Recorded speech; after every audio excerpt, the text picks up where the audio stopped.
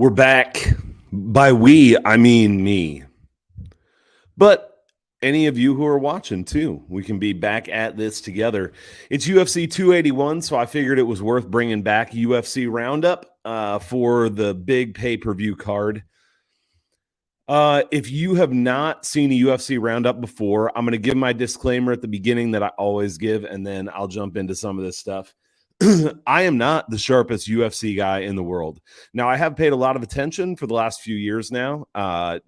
Definitely dive into things, do some study on my own, but I listen to a lot of smart people, interact with some people online, and try to pull out the best spots. So I am not pretending like I'm some jiu-jitsu expert, because I am definitely not.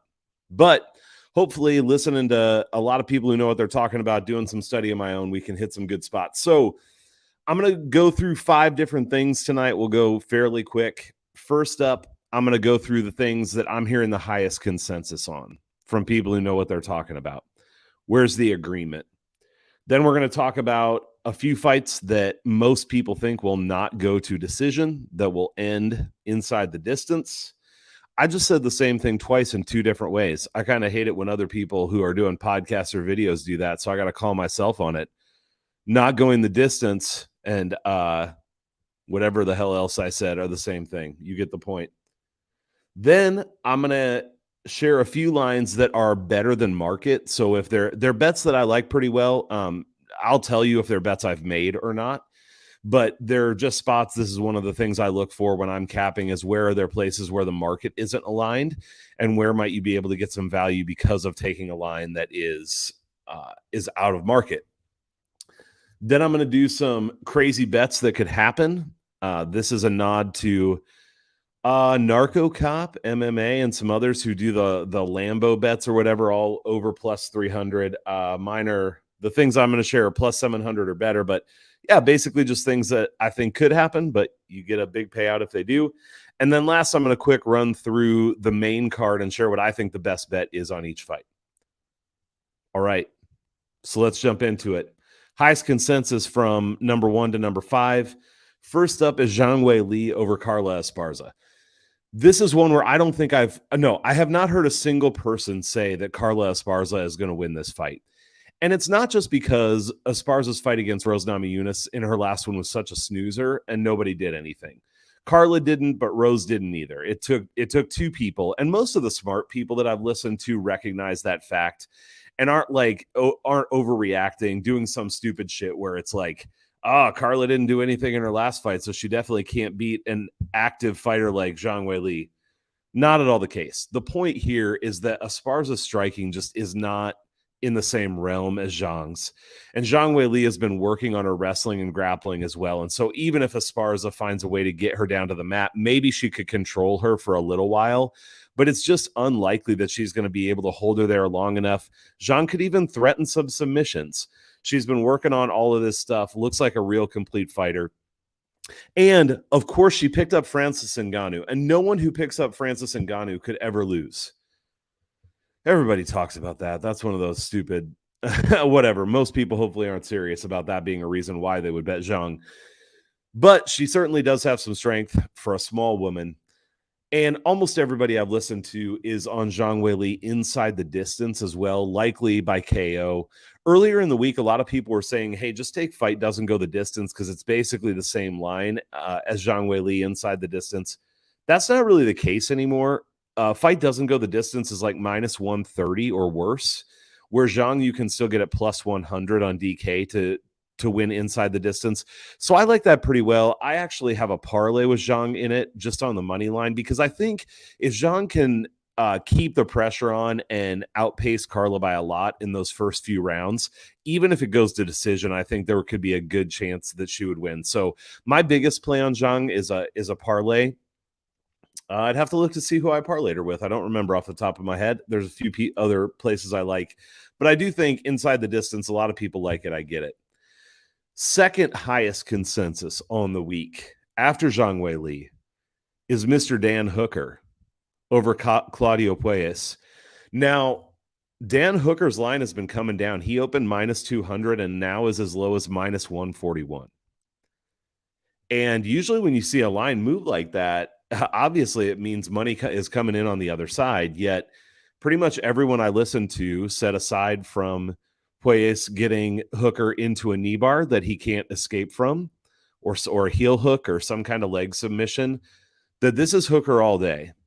And I'm going to actually get to what I think the best bet is for this fight at the end. So I'm not going to spend a lot of time now breaking the fight down or anything. But pretty much, I didn't hear anyone I listened to on Puelles. At most, they said he has a shot, but nobody is picking him. Number 3, of course, I mean, this is super chalky. Who doesn't want to pick a women's MMA fighter at minus $1 million or whatever it is now? I'm going to just pull this up real quick and see what the I gotta going on BetStamp. Got to get rid of NCAA basketball. That's what I was looking at before I came on. So it's Erin Blanchfield over Molly McCann. Erin Blanchfield, the best line you can get on her now is minus 350. There are a couple people, this is why it's number 3 on the consensus list, a couple people who think McCann kind of has a chance, outline some paths to victory, but everybody is pretty strong on Blanchfield. Split between decision and submission. That's how people see her getting it done. This one is a stay away for me. Any women's MMA fight at minus 350, I have to be damn confident. I mean, I parlayed Zhang Weili, and I got her at minus 330 in that parlay. So who do you trust more, Zhang Weili or Erin Blanchfield? No question for me. I don't even care if she's fighting Molly McCann. It's Meatball Molly, for goodness sake.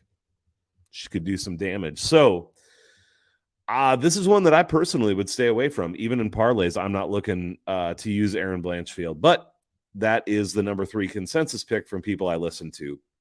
Number 4 is Dominic Reyes over Ryan Spann.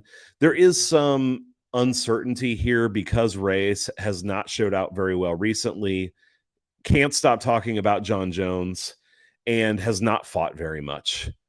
But Ryan Spann, people say, fights stupid, and he could get a finish. Actually, the thing people like most, and I'm going to get to this too, but is that the fight doesn't go to the distance in this one. But most people believe Reyes will win this fight. Pretty strong on that. I would say 80% plus of the people I listen to believe it's Reyes. And then number 5, the last one in terms of consensus, is Renato Moicano over Brad Riddell. This should be a good fight, a really fun fight. I'm not going to talk about this one later, so I'll talk about it just a little bit now. Renato Moicano is young, up and coming.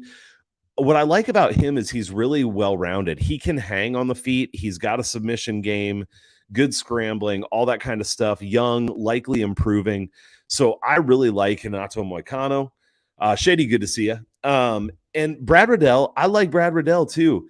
My problem with him is at times he can be a little bit lower volume than I want him to be. I don't mean that he's way low volume, but for a striker as good as Riddell is, it felt this way against Dober, like he was just holding back a little bit. So personally, I am on Moicano in this fight, and I will probably be doing a few bets. Moicano money line, I think, is still playable. Moicano sub, boom, there it is. Shady just posted it, plus 400. I am down with Moicano sub at plus 400, and I actually may put some on Moicano sub round 1. That would just be a small little bit. I would take all 3 of those bets.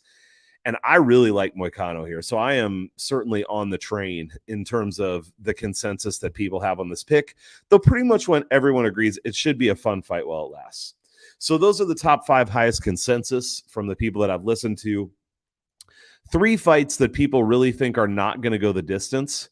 Shockingly, one of them is not Poirier and Chandler. While a lot of people think it's not going to the distance, there's also people who believe that Chandler may back off just a bit, and that this could be a war that gets over the 1.5 even. So there's some uncertainty in the community, the MMA capper community, about that one. But number 1, it's Reyes and Spann. Most people actually don't even believe that'll get out of the first round. So like I said before, people believe Reyes is gonna pull this off, but even more so, people believe this is not going to decision, that Spann is finish or bust, that Reyes can piece him up. So fight doesn't go to decision there. And by the way, part of the reason I'm sharing these is you could consider even parlaying these together. I don't think it's a bad move. I haven't done it yet, but I'm going to consider parlaying these three for Fight Doesn't Go the Distance, or at least the first two. Number two is Izatar and Frivola. Man, I would put this at number one. This is one that I think is just going to be a war from the beginning. I'm going to share a bet with you a little later, one of those long shot bets that I will be taking on this fight, just because I think these guys are going to come out and bang. And Izatar has a ton of power. Frivola, his chin has been questionable, though he had that war in his last fight where he was like out on his feet 3 times, but still hung in there and came back to win it. If he can do that, he definitely can punch back. If Izatar has somebody putting up resistance, I think he could get subbed as well. So I really like this one to not go to the distance a lot. And then the third one is Esparza and Zhang Weili. Talked about that a little bit already, but really all of that is all on the side of Zhang Weili. Most people don't think Esparza would be finishing, so I don't feel quite as awesome about that one, but it's another one that people say is not going to be going. All right. Next, we are going to move on to some lines I like given the market. This is something I really enjoy doing, looking through the lines, and there are places like Best Fight Odds that'll give you this on many of the lines, but sometimes if you sift through it, you can find stuff that's moving as well. So I'll do that some. This is all stuff that I have looked up in the last hour and a half or so. So if it has moved, Izatar minus 3 rounds, minus 200. If you're on YouTube, check out the comments too. So real quick, Shady, if you're not following him on Twitter, also go look him up. MMA Freebies with Shady on Twitter. Super sharp guy, follows this stuff really closely. Shady and I have had fun talking in the past. So lots of comments about good ways to bet this stuff that I haven't even thought of on some of these bets. So make sure you go follow him. Check out the comments here, but also his stuff on Twitter, because it's just another solid capper that you want to be checking out. All right, so I got 4 lines that I like here. First up is Carlos Ulberg, KO round 1, plus 500 at BetOnline. Now, I haven't bet this yet. I'm thinking about it. I think that Nega Mariano's just been so durable. And so I don't know if I'm pumped, but I kind of think if he's going to get knocked out, it's probably round 1 when Ulberg has the most energy. And Ulberg is a great striker. And so KO round 1, but this is the market segment. Plus 500 at BetOnline. It's plus 330 at DK. So 170 point difference between DK and BetOnline. That's just out. And even if you go look at other books, the next best line is 440 at FanDuel. So plus 500, if you like that bet, I think is a great line, and I would snag that up. Number 2, and this isn't as big of a difference, but it's Choi KO, which is plus 295 at Barstool right now, plus 250 at DK, plus 270 at FanDuel. So 25 more points there from FanDuel to Barstool, but I like Choi in that fight. I'm not going to talk about that fight a lot. And I get that Trezano has a shot, and both of these guys can be a little bit low volume at times, but I just think Choi is probably on his way up and Trezano is on his way down and even likely out of the promotion, though we'll see. Trezano's a tough guy. He comes to fight every time, so it's not like he's just going to fold.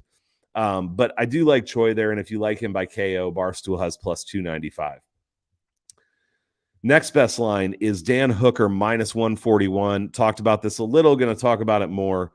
But right now, minus 150 is next best at DK, minus 172 at FanDuel. Opened at minus 200. So if you think that Dan Hooker is a decent side, from minus 200 now to minus 141 is a great line to snag up. I'm going to talk in just a minute about why I think this line may move the other way between now and fight time tomorrow. So if you like it, I would grab it. But I'm going to talk about that more in a minute. That's a teaser right there. And then the last one is Frankie Edgar plus 210 on the money line. This is plus 186 at FanDuel, plus 195 at DK. So again, it's about a 15-point difference. But man, over 2-1 on Frankie Edgar. I'm going to talk about that fight a little bit too. If you think he's a decent side, also would think about snagging that up at plus 210. So those are some lines that I think are a little bit out of market that I would grab if you like them. All right, two things left. We're going to talk about some really crazy lines, and then we're going to go through the main card. Crazy lines. Number one, we'll go from the lowest odds to the highest. Zhang Weili round 2 plus 700 on FanDuel. All right. Oh, quick. Shady says he thinks the Edgar line gets better by Saturday. Could be, man. Yeah, we'll have to see where that moves. I'll talk more about that fight in a minute. But if you obviously any of these lines you think that are going to get better, you wait on them. It's part of the game, right? Okay, so Zhang Weili round 2 plus 700. Here's what I like about that is I think in a 5-round fight that these women are going to take a little bit to settle in. Now, I do think Zhang Weili will probably put some pressure on pretty early in the fight, but often in a 5-round fight, unless it's people who are just balls to the wall all the time, they don't usually come out just crazy. And while Carla Esparza probably fights with a little bit more urgency than she had a bit against Rose last time, goes for some takedowns, even if she takes Zhang down somehow in the first round, I don't think that it ends the fight.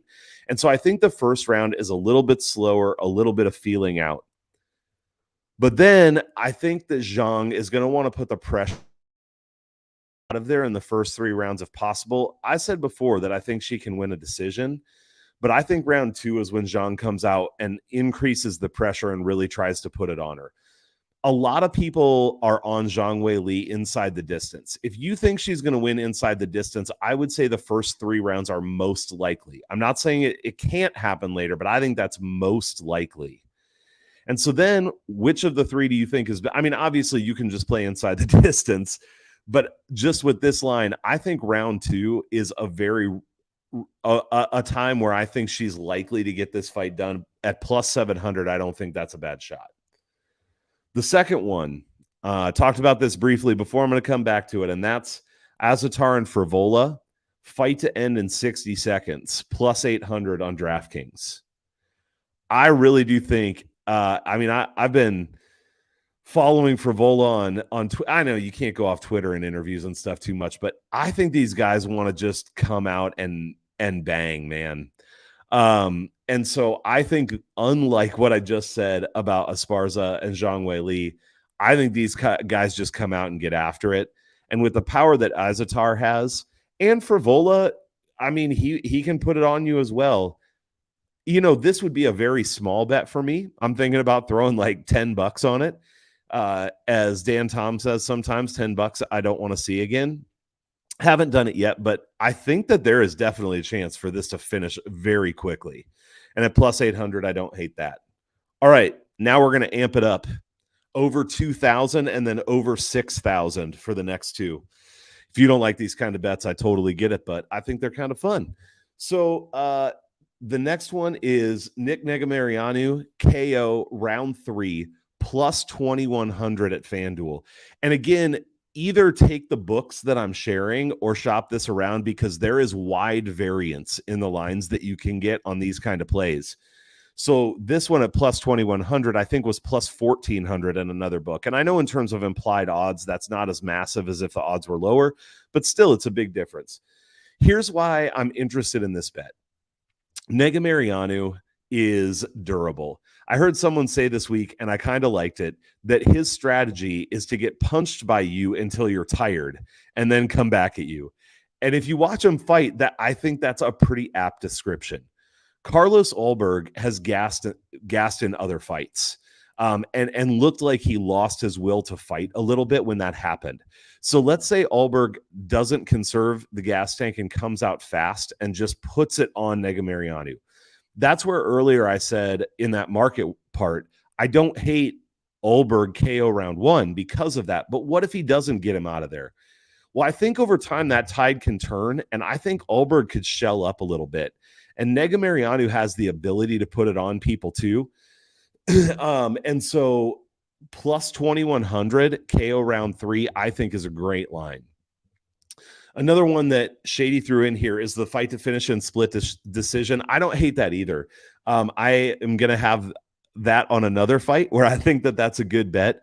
But truly, if it gets to decision, Ulberg wins round 1, Negumereanu wins round 3, and then the second round is close. absolutely, this is not a bad split decision spot. You can see how it easily gets there. All right, last bet in this category, plus 6,600. And that is Frankie Edgar and Chris Gutierrez draw. There's a couple ways you get to a draw. I mean, pretty obviously. Yes, it's a lotto, but that's why it's like $5. Or if you're rich, maybe it's 500. I don't know, but I'm not that rich. Couple ways you get to a draw. Number one is a point deduction. Could that happen here? Sure, I suppose so. I mean, Gutierrez kicks a lot. Edgar goes for a lot of takedowns, or I think he will. So there could be a fence grab there, or two or three. There could be a nut shot. I'm not counting on that. I think what's more likely is that there could be a 10-8 round, at least on some of the judges' scorecards. The way that happens in this fight, in my estimation, is Edgar gets Gutierrez down and is able to ride him out on top. And I think that actually is a real possibility, even though Edgar is getting older. The other way that happens is if Gutierrez just kicks the hell out of his leg and beats him up and Edgar somehow survives. I think the only way that can work out is if it happens in round 3. Because if Gutierrez does that to his leg in round 1, he's not going to make it through the fight. Gutierrez KO, not a terrible bet here. I'm not making it, but I think it's certainly not a terrible bet. You can see the path of how that happens. So I think a 10-8 round is possible. Even on two judges' scorecards, you get a majority draw even. So at plus 6,600 to throw a few dollars on that, I think this is a fight where it's in place. All right. A couple comments here before we move on to the last section. The leg kicks for Gutierrez, definitely a big deal, Shady. I agree. And it does take the power from the takedowns, which is why I think Edgar's got to get to the takedowns early. If he does not do that and Gutierrez beats him up in round 1, then Edgar's in big trouble. All right, last thing here, we're going to go through the main card, and I'm going to tell you what I think the best bets are for each fight. Some of these I have bet. I will tell you that. Others I'm going to, and there is one that I'm staying, or actually two that I'm probably staying away from, but I'll tell you what I think the best bet is, even though I'm not making it, and I'll try to be really clear about that. First up, we got Dan Hooker, Claudio Puelles. We've talked about this some already. Just a couple things that I would say on this fight. Number one is the line movement is fishy. And it's easy to get scared off of it, especially with what happened with what was Krause's fighter last week. And the line movement's not as crazy as that fight was, where it just feels like something fishy going on. Who knows what it is? And I know they're doing an investigation. But the line movement's been pretty crazy here. When I hear, and maybe it's just that I'm in an echo chamber or something, but the people I listen to saying that Hooker is one of the best bets on this card, yet he's gone from minus 200 to minus 141. The one thing I wonder is if there are people who believe that this is a great spot, and so they, with lower limits, have bought the line down to 141 and maybe are going to hammer it before tomorrow. And that's where I said I think it will be telling to see what happens with this line from here on out. If it continues to go down, something else is happening maybe. But if it goes back up, then that could be what happened. I think Dan Hooker is a phenomenal bet here. I have bet him to win 2 units already. And here's why.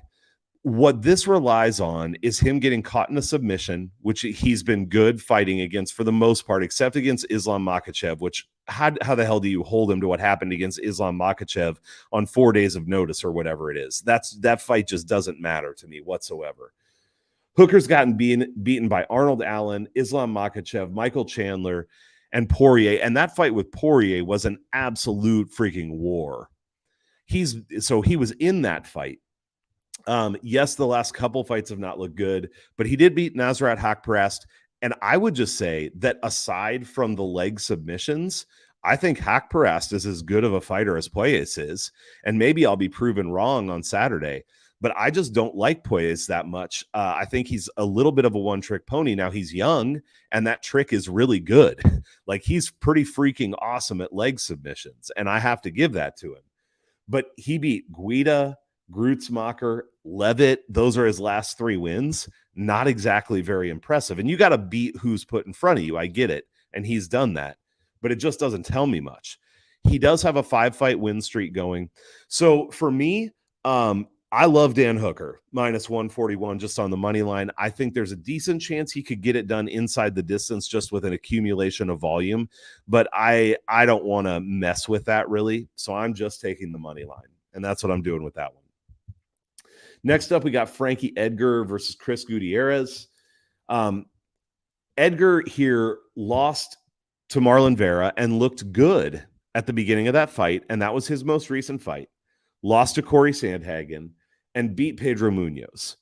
Those are two really tough fights, and even Pedro Munoz, while he's fallen off, is pretty decent, like has been good in the past. Meanwhile, Gutierrez beat Dana Bakary, which is a good win. I like that. But then beat Kolaris by split decision, beat Ewell, and had a draw against Cody Durden. This, again, I can't go only by strength of schedule, but I have to say again, the schedules here are just on absolutely different levels. And I do think Gutierrez's leg kick game, there is no doubt this man is a killer. If Edgar stays in there and gets his legs kicked, he will very likely get finished because he's got to mix in takedowns as a part of his game. If he doesn't, it's not going to work. However, I do think if Edgar goes for it, he can get Gutierrez down. And I think on the mat, he's going to be the much better fighter. So Edgar plus 210 at BetOnline, the implied probability of that is 32.26%. So you're telling me a little under a third of the time Frankie Edgar wins this fight?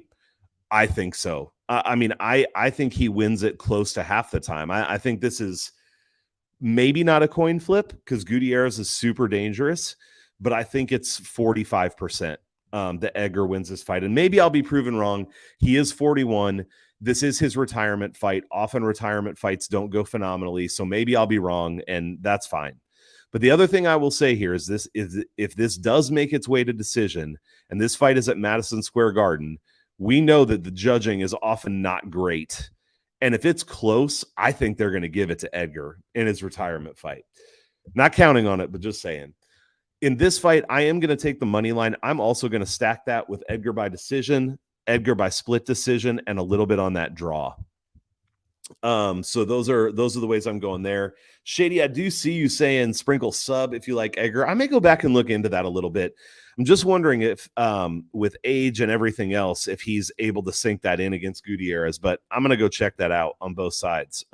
Good call before I lock these bets in. All right, we got 3 fights left on the main card. Next up is Poirier and Chandler. This should be a really fun fight. I mean, Michael Chandler has come out like a bat out of hell in his recent fights. Now, he hasn't always looked good doing it. I mean, he was getting beat up by Tony Ferguson, which at this point in Tony's career is not a great look until he had that meme front kick that just destroyed Tony Ferguson. Knocked Oliveira down, but who doesn't? And then, got beaten by him. Poirier on the other side, it's hard for me to know what to think about him either. I mean, he's beaten Conor McGregor lately, who, man, McGregor's like the guy that got me into UFC as much as anybody. I'd get so pumped for McGregor fights, and now with all the shit that's happened, I almost hope he doesn't come back. But that's another story for another day. So and there was weird stuff going down in those fights. I don't even know how much to put in that. The fight I'd go back to is Poirier versus Hooker, which was a war. However, I think Michael Chandler definitely has more power than Dan Hooker. I think Hooker is good on the feet, but he doesn't have the power that Michael Chandler does. Either of these guys could finish the other one. Either of these guys could accumulate some damage. Some people talk about Chandler going to his wrestling. Hell, I don't know. Maybe he does, and maybe he could take some rounds if he can get a couple takedowns. This fight just feels real squishy to me, and I told you earlier there were 2 fights that I'm staying off of, and this is one of them because I just don't know what's going to happen. I never know what's going to happen. That's a stupid comment, but I don't even have a good feel for it. However, I will say, if you want to make a bet on this, in my opinion, the best bet is one of 2 things. It's either Michael Chandler on the money line which is plus 195, only because I think there are paths to victory for both of these guys, and you're getting one of them at plus 195. So it's not that I think he's going to win necessarily. It's just that I would not want to pay the price that's out there on Dustin right now. The other thing would be Chandler by KO or KO round one. If you think he's going to come out the way he has in recent fights and just be like, F it, it's just all or nothing. So I would say that's the best bet on that fight. Who knows? Maybe if the night's going great for me, I'll put a little bit on Chandler, but I'm not going to be doing it ahead of time. Next fight, I'm not going to talk about much because I've talked about it a lot already, and that's Zhang Wei Li and Carla Esparza. I think the best bet here, I mean, it's super, chalky, or like, that's probably not the right word. Like, everybody's on it, which makes me think maybe that's not the best way to go, but I think it's Zhang Wei Li inside the distance. And the reason I say that is the best line you're going to get on her money line right now is minus 330.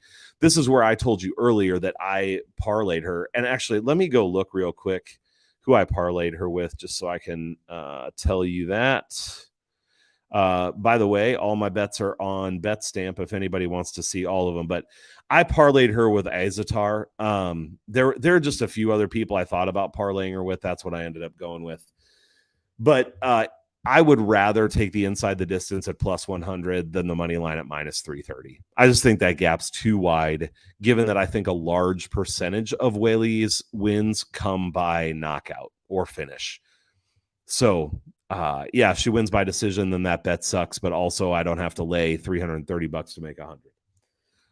All right, last fight, the main event of the evening: Israel Adesanya and Pereira. However you pronounce that. I'm not Brazilian, so it's probably not right. But you know what it is. Everybody knows what's going on with this fight. These guys fought in kickboxing 2 times before, blah, blah, blah. You can get this this breakdown everywhere. Everybody's saying the same stuff, and I don't mean that in a bad way. I just mean everybody kind of knows the deal with this fight. The couple things that I will say that maybe aren't just run-of-the-mill things. Not that I haven't heard them other places, but just it's not as common to hear them. Number one, it's not like Pereira dominated those kickboxing fights. The first one was a very close decision that a lot of people thought Adesanya should have won. The second one, and this actually is what I heard from someone else. So again, if I remembered who it was, I would give credit, but Pereira was getting beat up, and then the bell saved him, and then he came back out and knocked Adesanya out. So I feel like right now there's a lot of this out there, like Pereira's already beat him twice in kickboxing, and he's just going to come with smaller gloves and do it again. I just don't really buy it. I think Adesanya probably is the better fighter, and he has more MMA experience. And in that cage, I think he's going to be able to stay fairly safe a lot of the fight. With his movement and stuff. The question is Adesanya going to fight boring like he has been, or is he actually going to get in a fight this time? I don't know. And I can't say whether one way is right or not. I just know that recently it's been boring. All of that said, I'm not betting this fight either, unless it gets to the end, except I actually, in a parlay, I am going to be putting fight doesn't go the distance. But part of the reason I'm doing that is if it gets to the end, I could hedge out with like an over 2.5. So it's a middle opportunity, but a little bit of a hedge as well. So I'm not betting that straight up, though I like fight doesn't go to the distance a decent amount in this fight. So I guess maybe that would be in the running. Fight doesn't go the distance, I think would be one of the best bets here. The other one is actually to bet Pereira at plus 185. And I know after all that I just said, that probably sounds stupid. I actually do think Adesanya wins this fight. I have to be honest about that. However, I don't think the line should be 185 because if these two just kickbox, which I think a large part of the fight will be, some people are saying that Adesanya is going to try to take him down. I suppose it could happen, but he just hasn't done it. And I know that the opponents have been different, but I don't think we count on that. I think that this is a kickboxing match where Adesanya tries to stay away from him and point fights him, maybe gets a late finish. But I think that if Pereira can catch him, he definitely could finish him again. I think Pereira has shown himself recently to be more dynamic and more powerful. Now, if Adesanya went out and was aggressive, I don't know if that would be true. But based on recent form, I think it's true. So to me, Pereira at plus 185 is a 35% chance of winning. Again, here, I would put this as somewhere between 40 and 45. I still think Adesanya wins. I just don't like the line here. And so while I'm not betting it, I would say the better bet at this point would be on Pereira, and maybe Pereira inside the distance. All right. That's the UFC Roundup. Would love to hear whether it's on YouTube or Twitter. Comments, what you like, what your best bets are, all that stuff. And hopefully we will have a kick-ass UFC event tomorrow night, both in terms of the fights and the bets. Have a good night.